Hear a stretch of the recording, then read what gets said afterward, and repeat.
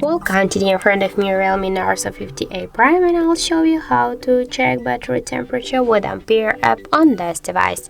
So first you should go into the Play Store application, and after that here in the search bar enter the Ampere. Then just click here to install. Wait a couple of seconds while application downloading and installing on your device. And after that just open the app here, click yes I agree, pick close, and on the left down corner tap to OK, and here you can see the information with the temperature of our device battery. In our case that's 28 and 3 and 5 now, as can you see. So that's it, thank you for watching, and if you find this video helpful, don't forget to leave a like, comment and to subscribe our channel.